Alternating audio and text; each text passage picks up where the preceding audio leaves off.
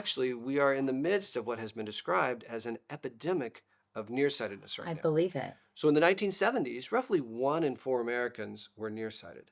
Now, the most recent study has shown that 42% of all Americans are nearsighted. Whoa. And it's thought to be over 50% within the next few years. Oh, wow. That's dramatically That's a increased. huge- It's a big increase. So your eyes are just trying to help you. They're saying, okay, if you want to see up close all the time, we'll help.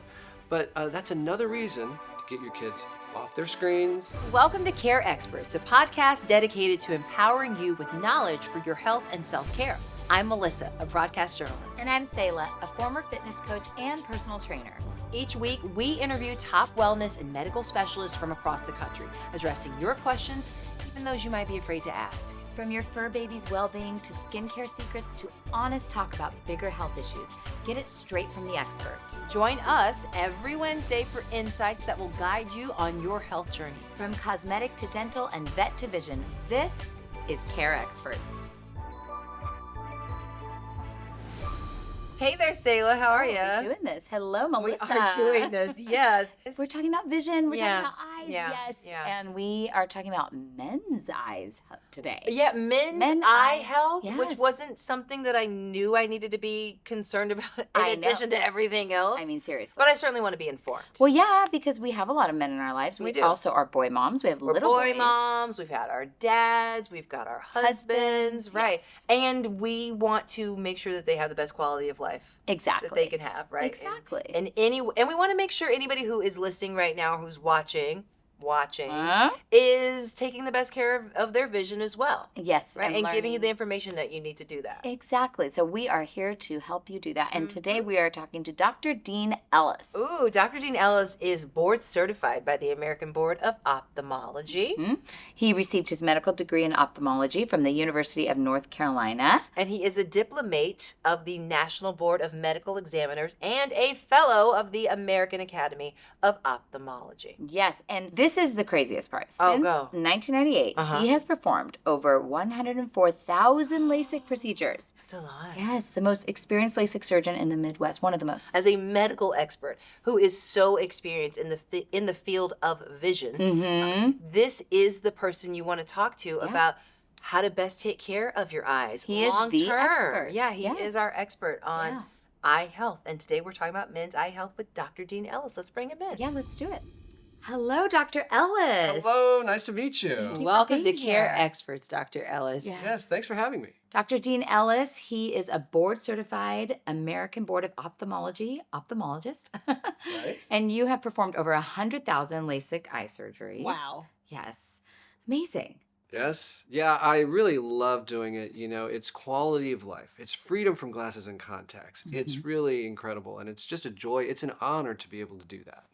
And you're part of the LASIK Plus organization, plus you've done a tremendous amount of research. Can you tell us more about that? Yeah, so LASIK Plus is part of a network of eye physicians throughout the U.S. in all major cities. You can check us out at LASIK.com.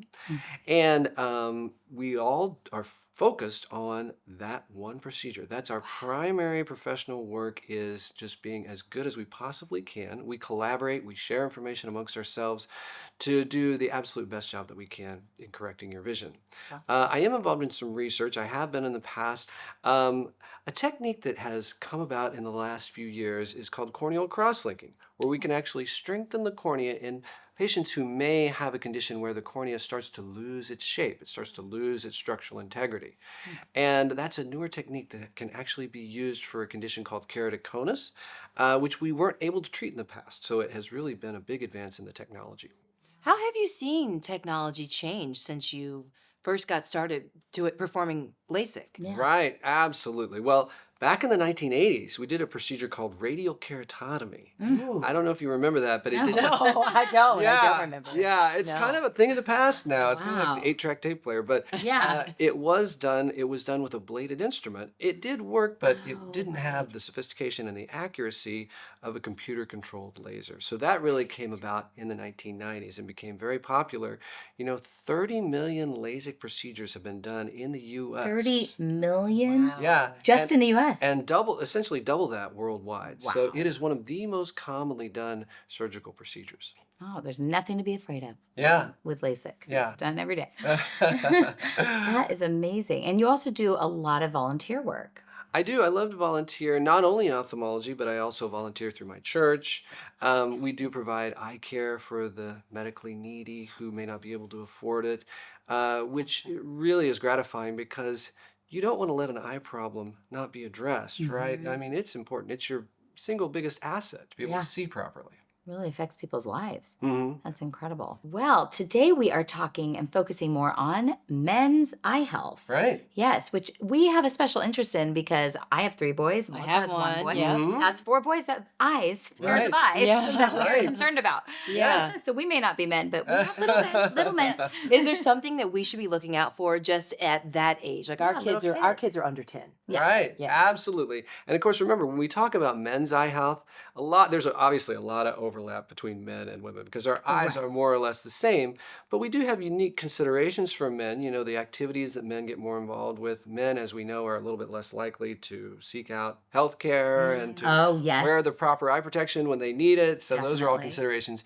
When we think about our kids, it is very important, I think, for all parents to understand that up until age 7, the eye is still developing and the visual pathway is developing. So it's not just the eye itself. It's the way the eye communicates back with the visual cortex and the visual cortex itself. So if there's anything that's interfering with the quality of eyesight in a young child, it can lead to what's referred to as amblyopia, which is the lay term is a lazy eye. Oh. Right. And a lazy eye after Nobody age wants 7 can't be corrected. Oh, gosh. So there's this critical window where we need to be careful about checking our kids' eyes because they're not going to tell us usually if they're having a vision problem, especially if it's just one eye, right?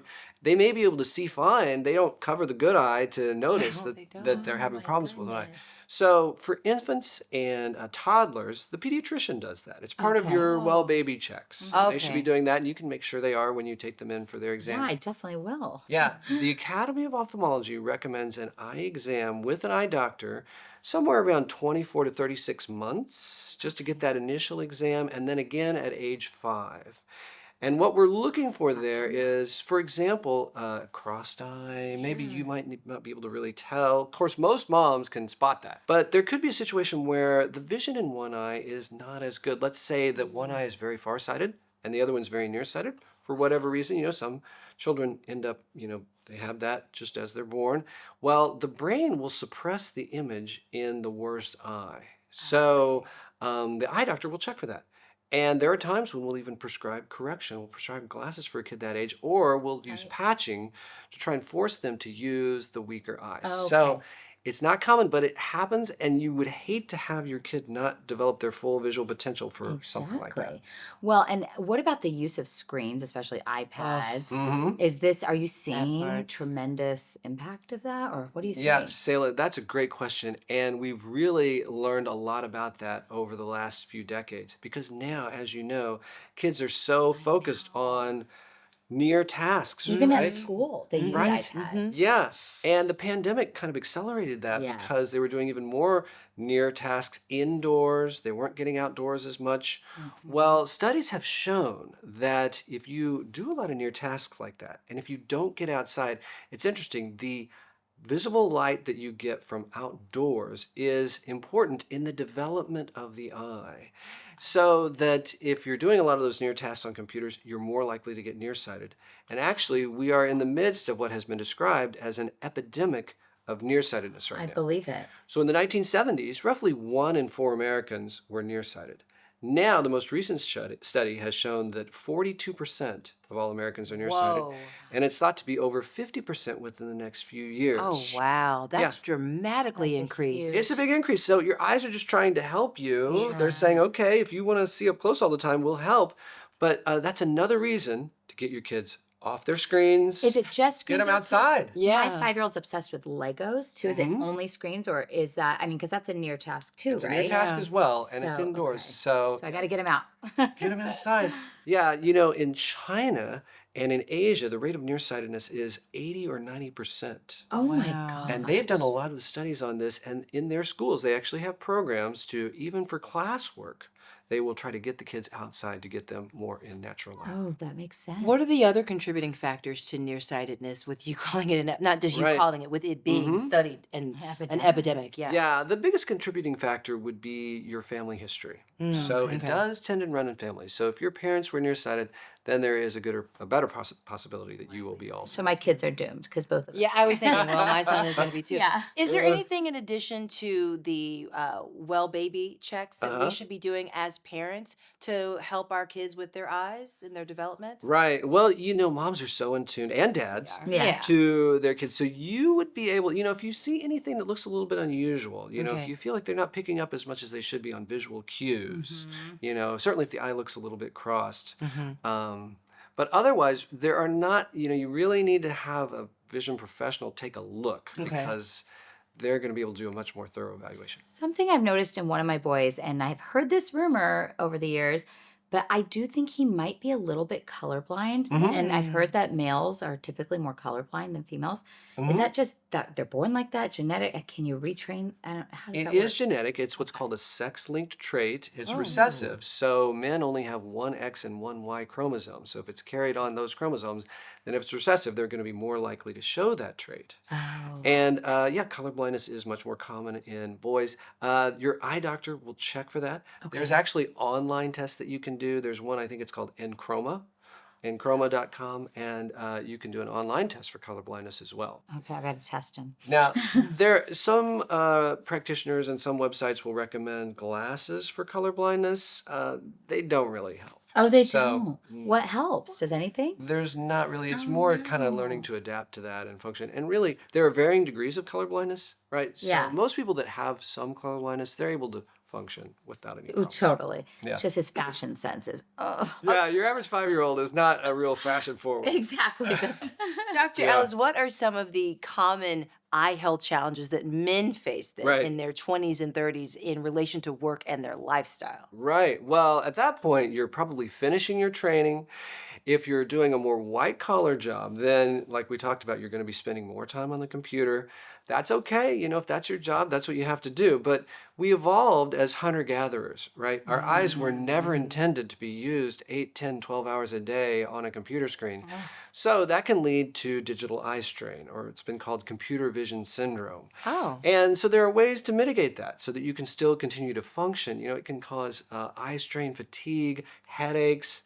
So there are a few things that you can do to minimize that. The first one is really obvious. Take a break once in a while, right? The 20-20-20 rule is for every 20 minutes that you're on a screen, take at least 20 seconds to look at something at least 20 feet away, right? Oh. Give your eyes a break. Your eyes tend to dry out when you're staring at a screen also, especially if you're wearing contacts. Oh, yeah. So stay hydrated, keep some artificial tears next to the computer if you need it. It's super easy also just to turn down the brightness on the screen, but a lot of times we do just the opposite. We want to Turn it see up. better, so we turn it up. Yeah. But that really adds to eye strain. There are some filters you can put on the screen, like a matte filter that might help. Blue blocker glasses. Some people try those and like them. They haven't really been shown to be that effective, so Oh, really? Okay. yeah, but you could try that if you wanted to. Also, it's an ergonomic problem as well. If you're hunched over the screen all the time, make sure that screen, the top of the screen, is about eye level so that you're not, straining your neck and all of Yeah, that that sort of makes thing sense. all the time. And sometimes it feels like when you're really focusing on a screen for a longer period of time, you're blinking a lot less. Exactly. Oh, yes. Yeah. Remind yourself to blink. Yeah. Yeah. And use the tears and take a break. Stay Wet those hydrated. eyes. Yeah. And what about like safety goggles for work and sports Mm-hmm. with men? Do you find that a lot of young men just don't use them, or Yeah. but they should? Oh. Okay. Yeah, we're risk takers. We don't think it's ever going to happen to us.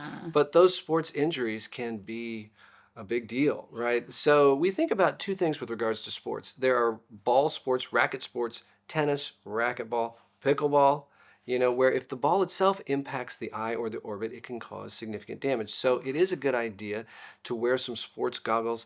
If they're ANSI certified, that means they are polycarbonate. They're certified to withstand an impact without shattering, which is important. Now, other sports, like let's talk about basketball, soccer, lacrosse, With those sports, you're really more worried about something like an elbow or a Exactly. finger. You know, that can be a contact sport. Yeah. So you need glasses that are going to be substantial enough to withstand that. Oh, wow. Okay. It's funny, though. You don't see a lot of athletes wearing those. You don't. You probably You should. probably see way more. Yeah, yeah. I will tell you, I was playing pickleball myself. A ball hit the net. That's what usually happens. It's a deflection, right? Sure. Hit me right in the eye socket. If I wouldn't have been wearing my sports goggles, it bruised all around my eye where my glasses were. Oh my I goodness. thought the glasses shattered. They didn't. But that sort of thing can happen if you're not wearing protection. It can be a big problem. Well, thank God it hit you and not someone else on the court who wasn't wearing protection. No, that part, yeah. Let's move on to men in their 40s and 50s. What age-related changes are more prevalent in that age group? Right. Well, so if your eyes are doing well, if you're seeing well, the cadence of eye exams would look something like this. So in your 20s, the Academy of Ophthalmology recommends 1 exam. If your eyes are healthy, you want to check the pressure in the eyes, look in the back, make sure everything looks good. Then when you get in your 30s, they recommend 2 eye exams. When you hit 40, it's a good idea to have a screening eye exam to check the pressure. When the eye is constantly producing fluid inside it, and that helps to bathe the inner part of the eye with nutrition and oxygen. It flows back into the venous circulation, but there are times when that outflow pathway can become blocked, and that can lead to a condition known as glaucoma. We may not be aware of it. They say 3 million Americans have glaucoma, but only half that number know that they have it. Why is that? They don't go in to get their eyes checked, so they would never know. And as glaucoma progresses, it causes a loss of peripheral vision, which if you're using both eyes together, you're unlikely to notice until it gets to the point where it's become severe. And at that point, there's nothing that can be done to restore that lost vision. And it's easy to treat. Usually it's just an eye drop. So that's a good time to get the eyes checked.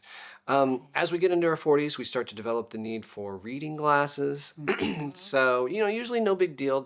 You don't usually need a prescription for those. Just go into the drugstore and pick up a pair of cheaters. Just try them on, see what works the best. Until it gets so bad that you need a prescription. Bifocal. Then you may need a bifocal. Okay. Yeah. That makes sense. I have a weird question that I've experienced, but I'm sure that it applies to men's eye health as well. Eye twitching. I feel like when I get really tired, is that the Right. reason for it? Well, Selah, that's a good question. I get it too. Do you? Yeah, 'Cause we're mostly such in this deprived eye. moms. Yeah, mostly in my right eye. Mine too, my right eye. it's super annoying, especially, It's so right? annoying. And I feel like everyone can see it. Same. Uh-huh. I'm like, stop looking at my twitching eye. Yeah, because you can feel it. Yes, right? yes. So it's called myokymia. Okay. It is associated with stress and caffeine intake. Oh, so those are the shoot. 2 biggest factors. I So like your Like coffee. I drink so much exactly. coffee. If the eye is irritated, contacts or they're dry, that can make it a little worse. Oh, maybe that's it. But if you can try and manage those things, there's not a treatment or a drop or a procedure that's going to help that. So it's stress So and caffeine. stress and That's caffeine. literally my middle name, both of those. I have both middle names. Oh my goodness. Are there any lifestyle habits that you would say a man in this age group between 40s and 50s should be doing to maintain optimal eye health in addition to wearing goggles? Right. Yeah. Yeah. Great question. Well, as Shakespeare put it, the eyes are a window into the soul, right? Yes. So we know anything that you can do to promote your overall health is going to help your ocular health as well. Okay. Get exercise, healthy diet, nutritional supplements, not really that helpful, right? You don't need to, we've not found that to be particularly helpful, but a good healthy diet, beta carotenes, carrots, right? Now there are some other things. We know smoking is a horrible thing for Of your course. eyes, Your right? whole Just like body, your yeah. whole For everything. body, Sure. right? It promotes cataracts, glaucoma, macular degeneration. Really? Right. Oh. So wasn't aware of that. don't smoke. Keep your blood pressure under control. If your cholesterol is high, that can also adversely affect the eye as well. So all the things you would expect, your physical and your overall health, do affect your ocular health. Okay. Are there specific tests and screenings that men should be getting in their 40s and 50s, like annually or biannually? Well, in your 40s, if you have that screening exam at age 40, then if everything looks good, it's recommended to have another exam every 2 to 4 years. Oh, okay. The eyes so can bad. change, Okay. right? We do know that as men mature, they tend to produce less testosterone. And testosterone is a stimulant for tear production, especially the oily component of tears. So that oily component is what keeps our eyes comfortable, and it prevents the eyes from drying as much. So if you start to notice that, and if you start to notice, decreased energy and libido, then you might want to have your testosterone checked. So then moving on from the 40s and 50s, what about in the 60s as men get a little older? Is there anything in particular? Right. That When we hit happens. age 60, unfortunately, the aging process is starting to kick in. I'm going to be there soon.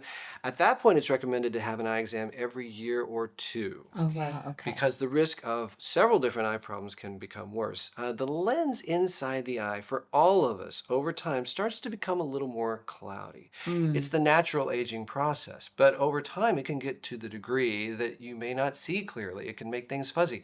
It affects color vision, so that colors are not as bright. Night vision is not as distinct. Glare and halos around light.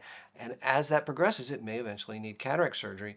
It's interesting, Claude Monet, the father of Impressionism, the Impressionist painter, he had cataracts, but he had them at a time when it couldn't be treated. Right. And that is what led him to start painting much more muted colors, much less distinct images, right? That makes and you can sense, actually though. chart the progression of his cataracts over time just looking at his Oh, paintings. wow. Before his death, the color of his paintings was very muted. It was not Color vision. His Yeah. color vision changed. color vision changed. Yeah. So at some point you may end up needing cataract surgery. If you do, it's a 10-minute procedure generally. It is very low risk. There are some choices with regard to cataract surgery.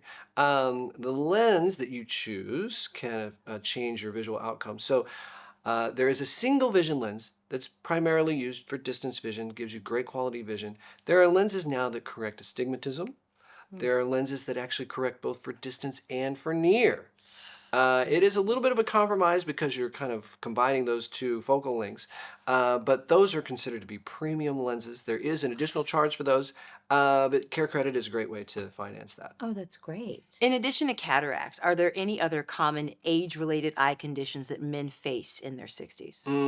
60s and 70s and beyond, yeah, we start to worry about a condition known as macular degeneration. Yeah, what What is, is- I've heard what that is so many macular times. degeneration? What exactly Right. is it? Yeah. Well, the eye, the retina, is kind of like the film in the camera, and the central part of the retina is called the macula.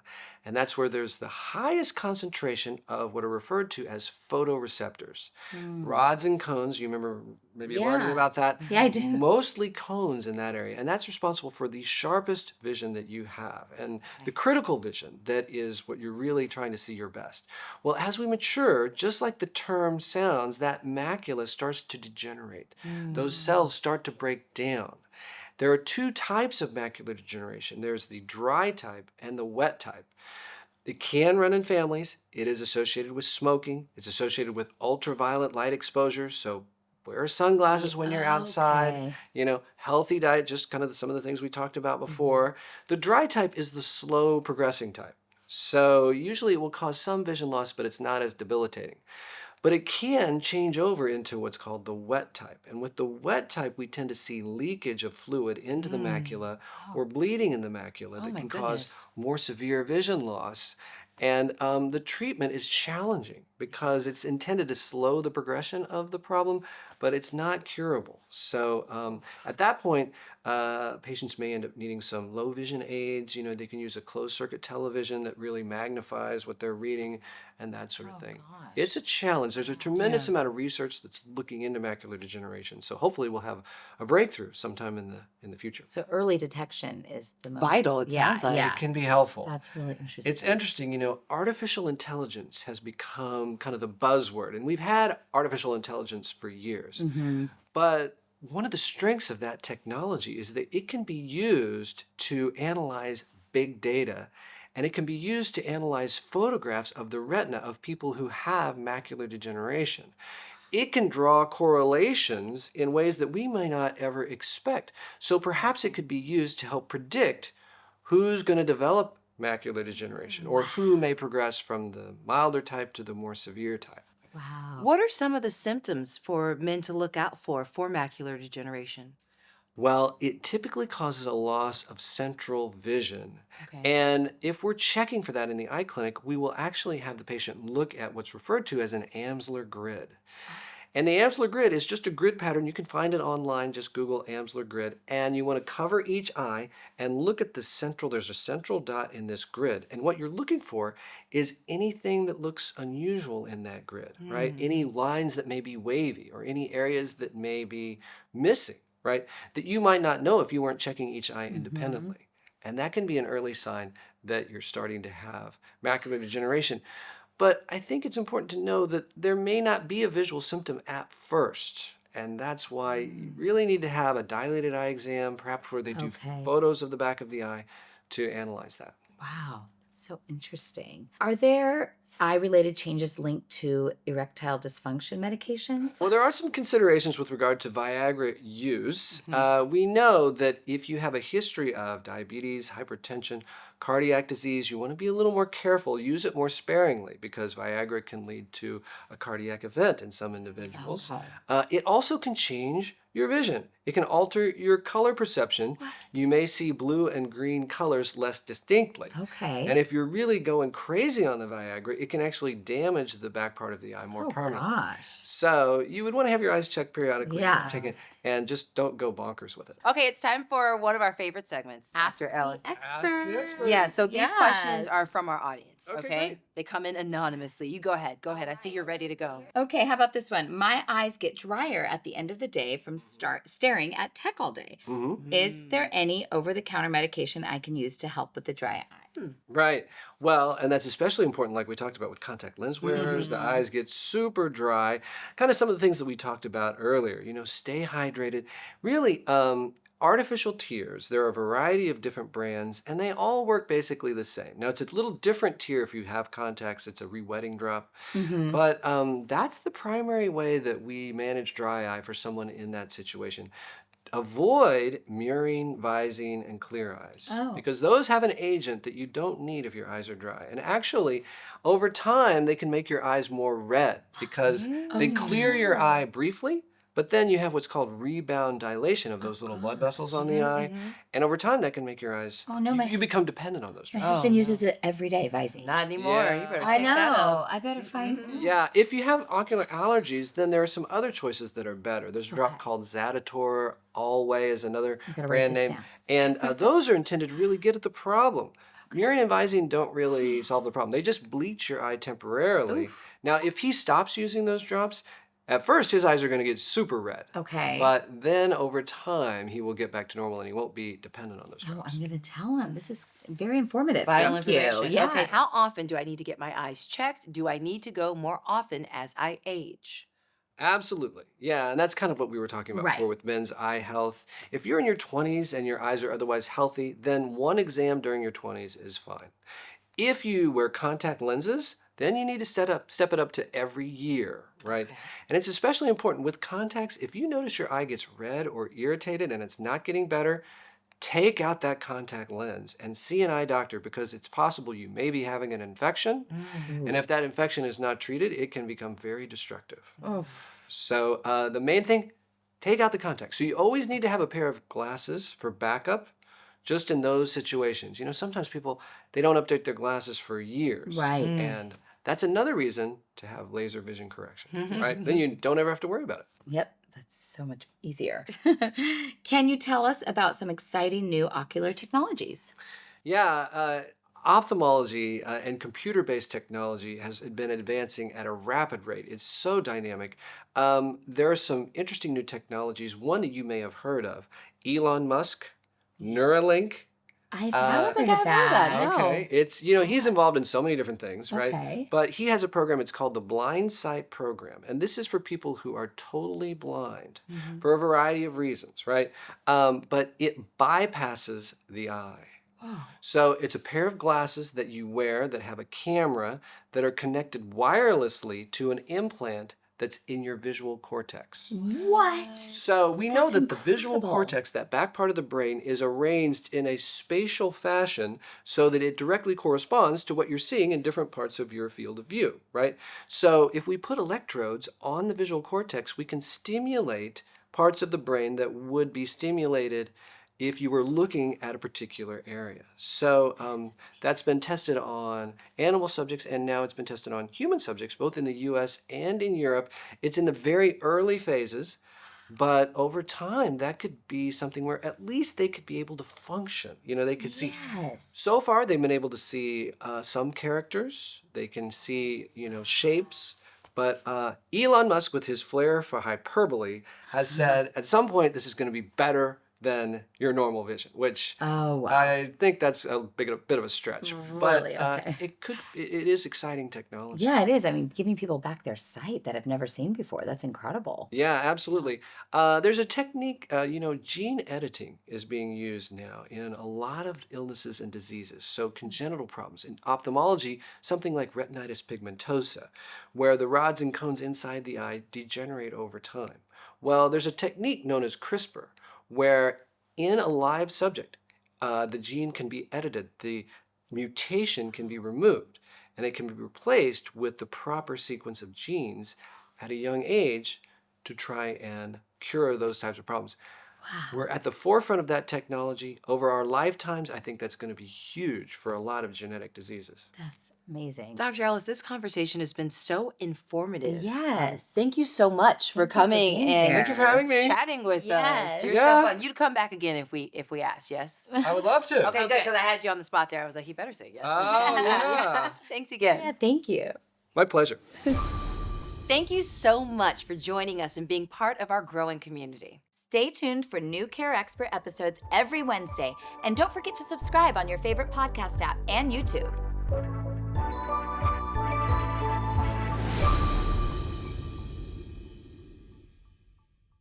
Hey, stick around if you want to hear more about health and wellness in these episodes of Care Experts. Don't forget to like and subscribe.